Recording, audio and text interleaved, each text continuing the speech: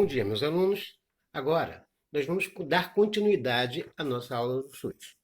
Bem, como bem tinha dito na última aula, nós falaremos agora sobre o financiamento do SUS. Então, o financiamento do SUS, primeiro de tudo, quem financia o SUS somos nós, através dos nossos pagamentos de impostos municipais, estaduais e federais. Quando nós pagamos os nossos impostos, nós, de certa forma, estamos também o quê? Financiamos o SUS. Mas quem vai gerenciar, quem vai administrar esse financiamento são as três instâncias de governo, a nível municipal, estadual e federal.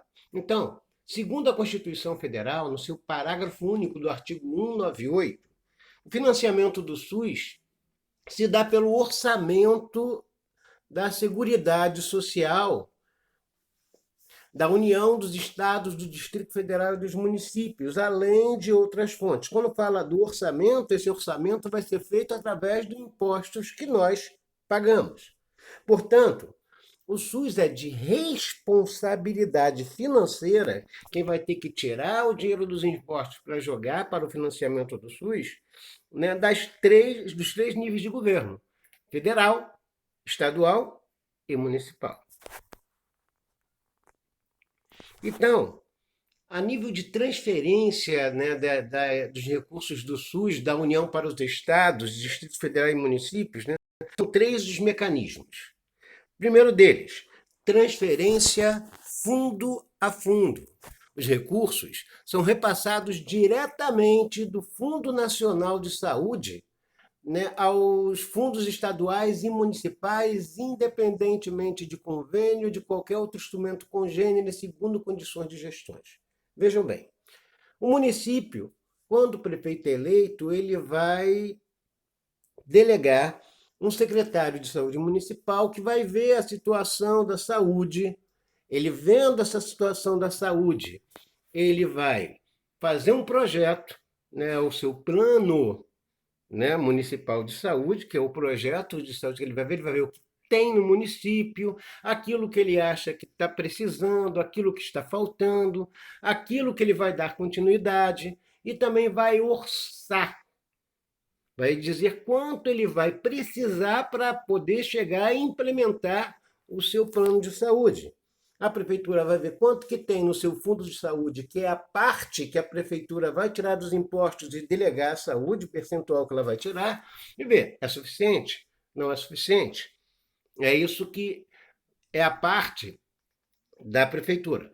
O Estado, ele também vai ter um secretário de saúde que vai ver todos os planos de todos os municípios, vai fazer um plano estadual de saúde em cima desses planos, também vai ver mais ou menos qual a sua participação orçamentária disso tudo e também vai ver o Estado se tem dinheiro para isso.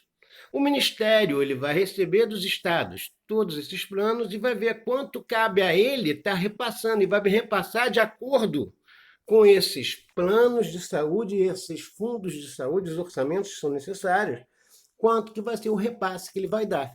Ele recebendo toda a documentação, ele vai repassar para os estados que terão a responsabilidade de repassar esses recursos para os seus municípios. Transferências por serviços produzidos. Os recursos são pagos diretamente a prestadores da rede estadual ou privados, contratados ou conveniados, quanto à apresentação de fatura referente a serviços realizados conforme programação e mediante prévia autorização do gestor, obedecendo às tabelas editadas pelo Ministério da Saúde e Secretaria de Assistência à Saúde. Bem, veja bem, o que são serviços produzidos? São serviços concernentes à saúde e que também precisam de recursos para poder, né, serem pagos, serem passados, tipo alimentação que vai precisar, limpeza dos hospitais, né? Recursos esses que vão ter que também ser gerados, não só para o tratamento, acompanhamento e farmacêutica, mas também hotelaria, alimentação. Então terão empresas que, através de licitações vão ser contratadas e vão ter que estar recebendo por esses serviços produzidos, pelos repasses de alimentos, pela entrega de materiais que vão ser precisados, dos insumos hospitalares e tudo mais, né? E a transferência por convênio, os recursos são repassados via convênio, visando a execução descentralizada do programa e ações de saúde com interesse mútuos, ou cumprimento de emendas parlamentares ou ainda assistência financeira suplementar. Quer dizer, quando há um convênio, pode ser intermunicipal. Um município ele pode fazer um convênio para que um outro município possa estar atendendo seus munícipes, por exemplo, porque trabalham naquele outro município. E, de repente, a rede de saúde de cada município é diferente, e às vezes o município tem um excesso e precisa mandar para o outro município que tem como acomodar isso. Então, eles fazem um convênio e esse dinheiro é pago através dessa transferência por convênios. E também para a rede particular, que pode atuar de forma complementar dentro do Sistema Único de Saúde. Os recursos federais, devido à habilitação dos estados e municípios, passam a ser transferidos diretamente do Fundo Nacional de Saúde, como eu falei, né, aos fundos estaduais e municipais, em observância dos mecanismos instituídos pelo Decreto número 1232 de 1994. Né? E além das transferências do Fundo Nacional de Saúde, fundos estaduais e municipais recebem aporte de seus próprios orçamentos, quer dizer, o município ele vai ter o seu próprio fundo de saúde que vai ter que também investir dentro da sua própria saúde, e em alguns estados há o repasse de recursos próprios para os fundos municipais de saúde de acordo com as regras definidas no âmbito estadual. Quer dizer, tem municípios que praticamente são autossuficientes e não vão precisar de tanto aporte de capital do Estado. Mas tem outros municípios que são mais carentes e deficitários, esses vão precisar de uma maior ajuda até do dinheiro estadual. Gerência e gestão no SUS. Vejam bem, são duas coisas muito importantes. A gerência é a administração dos serviços ou órgão de saúde, ou posto de saúde, unidade mista, hospital, fundação, clínica da família, toda pessoa que estiver administrando um hospital, administrando um posto de saúde, uma clínica da família, uma unidade mista, né, uma fundação que seja do SUS, ele vai ser um gerente, porque ele vai estar administrando um serviço de saúde. Gestão de saúde, através das funções de direção, comando, coordenação, planejamento, controle, avaliação e auditoria. Veja bem, um secretário municipal de saúde, secretário estadual de saúde, o ministro da saúde, eles são gestores, porque eles vão estar administrando um sistema de saúde. Aqui no Rio, por exemplo, nós somos divididos em CAP, né, são regiões, né, coordenadorias, né, de atendimento, né, à população, e essas coordenadorias, essas CAPs, elas têm CAP 2, CAP 3, CAP 4, CAP 5, também tem a CAP 1.1, 1.2, dentro dessas próprias coordenadorias, e tem uma coordenação. Cada de uma CAP, ele vai ter uma pequena rede que ele vai ter que estar coordenando. Então, ele também é um gestor. Mas o diretor de um hospital, ele é um gerente. O diretor de uma clínica da família, ele é um gerente. Enquanto o coordenador da saúde da CAP, ele é um gestor. A grande diferença é, gerente administra um serviço e o gestor administra um sistema de saúde, uma rede de saúde. Normas do SUS. Bem, veja bem, um dos grandes problemas do SUS é que ele é uma lei que ele tem, de certa maneira, uma função de decreto. Quer dizer, é uma lei que regulamenta os artigos do 196 ao 200 da Constituição Federal. Então, como essa lei, né, ela é regulamentadora, ela não teria, né, que ter um decreto, ela não pode, porque ela já tem a função de decreto. Então, para poder dar aplicabilidade às leis 8.080 e 8.142, foram as normas do SUS, para poder dizer como as coisas acontecer. Por exemplo, quando o SUS iniciou, muitos municípios ainda não estavam preparados para poder fazer o seu papel de executores da saúde nas atividades primárias. Então, praticamente, eles tiveram que se adaptar. Então, vamos ver aqui um pouco a apostila. O SUS está amparado em vasta legislação cujo tripé principal é formado pela Constituição Federal de 88, a Lei 8.080, né, de 19 de setembro de 90, e a Lei 8.142, de 28 de dezembro de 90. Complementarmente, existe, né, pessoas, né, das quais se pode fazer o seguinte resumo. NOB-SUS 0191 foi da resolução número 258 de 1991 do INAMPES. Instituiu a UCA. UCA é a Unidade de Cobertura Ambulatorial para Financiamento das Atividades Hospitalares. Então, toda vez que tivesse um convênio, seja da rede particular, seja entre municípios, os atendimentos ambulatoriais computados teriam que ser emitidas as UCAs de quantos atendimentos, como se nota fiscal, para que o repasse desse dinheiro pudesse ser efetuado. Então, de 260 atendimentos dia, então ele não poderia ultrapassar dessa meta. Se ultrapassar, teria que ter uma justificativa do município solicitante, tipo, tivesse acontecido uma epidemia, tivesse acontecido um acidente geográfico que tivesse levado muitas pessoas a adoecer ou a se machucarem, lesionarem, e ter indo muita gente para esse atendimento e ter passado a meta, tem que ter essa justificativa para haver o repasse. E quem faz a avaliação disso, geralmente é o Estado, que é o coordenador do sistema de saúde. Né? Instituiu também que a autorização da internação hospitalar para dentro das internações hospitalares. Quer dizer, enquanto a UCA é o repasse para os atendimentos ambulatoriais, já a AIH é emitido para a área de internações, que é um diferencial, porque o custo de cada uma desses atendimentos são diferenciados. Quando você tem uma internação, você vai ter também hotelaria, você vai ter alimentação, você vai ter a medicação que vai ser administrada, o trabalho de vários mais envolvidos no atendimento àquela pessoa que está no processo de internação. Então, basicamente, o custo é maior. Então, a IH é para dizer quantos leitos foram atendidos. Um hospital que tem também, né, 40 leitos, ele não pode passar desses 40 leitos de atendimento. Então, também esse repasse ele é acompanhado pelo Estado, que é o coordenador, para autorizar o repasse nos convênios, tanto intermunicipais quanto os convênios da rede particular de forma complementar. Definiu também recurso para o custeio da máquina administrativa do INAMPES. Quer dizer, o INAMPES a ser desmantelado, né, para poder passar e ser absorvido pelo SUS. Eles tinham que saber quanto que eles iam gastar, né, para poder manter aquela rede hospitalar que era antigamente do INAMPES.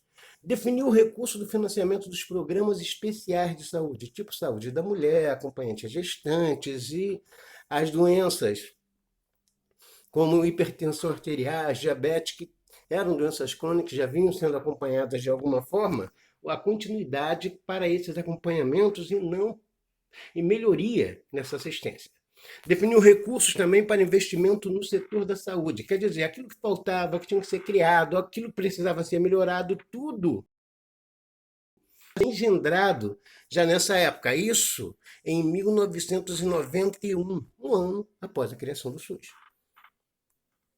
Depois veio a NOB-SUS 0192, né? Portaria número 234 de 1992 do Ministério da Saúde.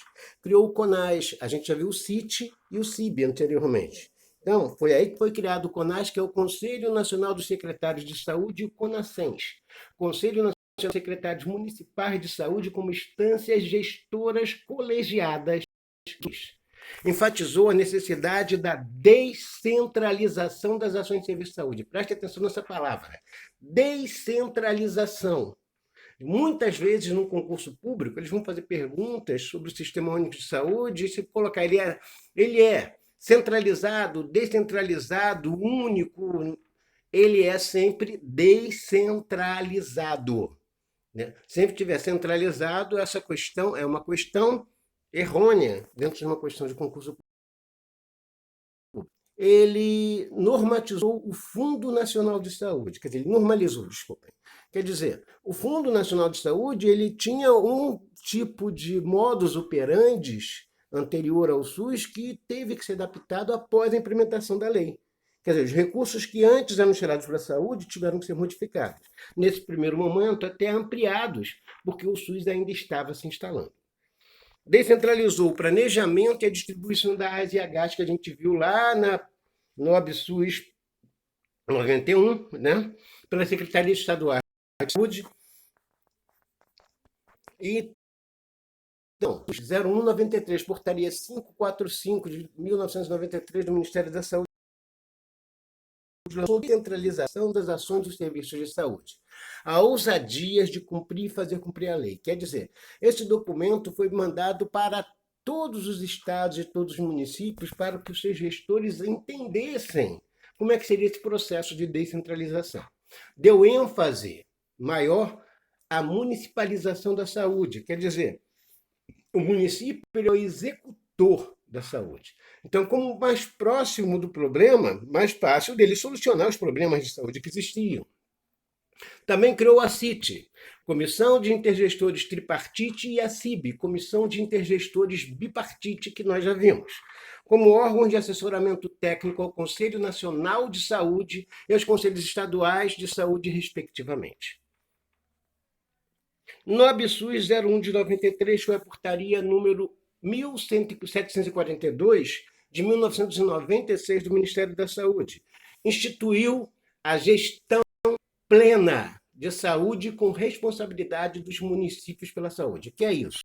O município que ele tinha gestão plena, ele estava totalmente autossuficiente para poder gerenciar, ter a gestão do sistema de saúde dentro do seu território. Se ele não tinha a gestão plena, é porque ele ainda não estava com essa capacidade de se autogerir.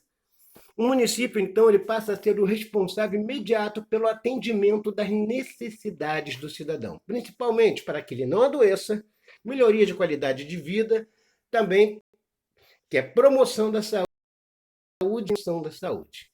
Os estados, eles nessa época, eles não tinham bem ainda um lugar de fato dentro do sistema único de saúde. Ele era apenas meros mediadores, né? Eles não entravam muito na questão, não tinha ainda uma finalidade bem específica. A União normaliza e financia e o município gera e executa. Veja bem, nesse momento ainda o Estado não estava dentro do sistema. Criou os níveis de gestão: incipiente, parcial e semipleno. Quer dizer, o município incipiente é aquele de gestão da saúde, porque não tinha praticamente um sistema, né? Uma rede de saúde estabelecida. Parcial, tinha, mas muito pouco. E semipleno, ele estava quase lá, mas faltava ainda alguma coisa. Então, eles criaram uma estratégia. Eles instituíram o PAB, que é o Piso de Atenção Básica. Quer dizer, alguns membros do Ministério foram a cada estado, cada município, representantes que foram capacitados para isso, e fizeram uma avaliação de cada município. Aqueles municípios que estavam incipientes, então eles faziam o piso de atenção básica parcial, esse aqui está semipleno. Aí depois eles faziam o quê? A programação pactuada integrada, que era o PPI. Então chegava para o município incipiente e dizia: olha só, nós vamos aplicar uma verba para vocês, vocês vão ter um determinado prazo de tempo para sair da incipiente para a parcial. Voltavam lá depois desse tempo, faziam uma nova análise, e se tivessem feito aquilo que tivesse sido orientado, estivesse tudo funcionando como deveria ser, eles eram graduados para parciais e depois faziam um novo pacto para que eles se tornassem semiplenos. Depois de um certo tempo, não existia mais município incipiente nem município parcial. Semipleno e pleno. Então, eles fizeram mais uma PPI para que aqueles municípios semiplenos atingissem a plenitude da gestão, tivessem gestão plena né, dentro da saúde, dentro do seu território. Hoje em dia, se diz que praticamente não existe nenhum município que esteja fora da gestão plena, fora de condições de dar um atendimento pleno à sua população. Quer dizer, é questionável, mas é o que eles alocam. E o Estado, depois ele passa a acompanhar, né, a cada um dos municípios para ver se eles estão dentro daquilo que se pede na gestão plena. O Estado passa a ter um poder de tirar a gestão plena de um município, botar ele para semi-plena, gerir aquele sistema até que ele possa voltar a estar dentro daquilo que é o objetivo para poder chegar e voltar ao município à gestão plena. Só que o município, quando sai da gestão plena pelo Estado e vai para a semi-plena, ele perde dinheiro, porque não é ele mais quem está fazendo a gestão do sistema de saúde. Bem,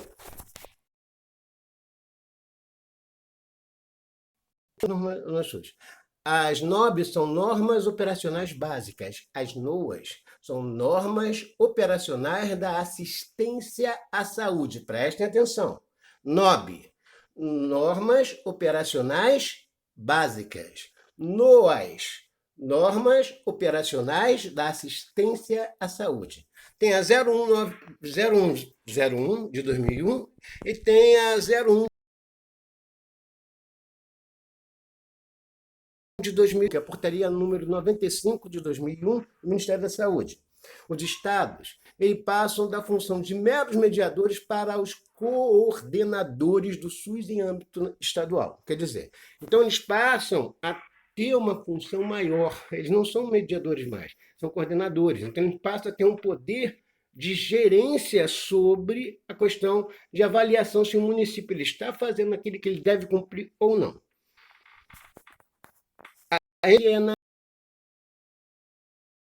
A ênfase na regionalização, otimização. É o que é isso? Lembra que a gente falou de convênios entre municípios? Bem, Rio de Janeiro.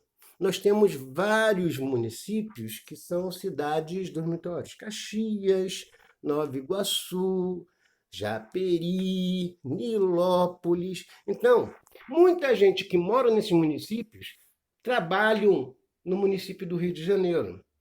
Então, muitos deles acabam sendo acometidos pelas doenças do município do Rio de Janeiro e não do próprio município, que a rede possa atender. E às vezes isso ultrapassa a rede desses municípios. E esses pacientes teriam que ser atendidos por nós. Então, quando você faz a regionalização, você perpassa a questão de ter um convênio pré-estabelecido. Passa a entender que naquela região, a proximidade desses municípios, a relação que eles já têm, tudo isso já facilita com que um município de um possa ser atendido no outro município que está colado e tem uma gerência praticamente conjunta, porque a sua repõe a realidade do outro município. A NOA SUS 01/2002, portaria 373, só aperfeiçoou e revogou a NOA SUS 01/2001. Bem, por enquanto, nós ficamos por aqui. Na próxima aula, nós vamos estar conversando um pouco mais sobre o que a gente vai... avaliação do que é o SUS. E eu vou estar passando também alguns trabalhos para que vocês possam estar fazendo para podermos estar, quando voltarmos, estar executando, fazer o fechamento da nossa matéria. Abraços a todos.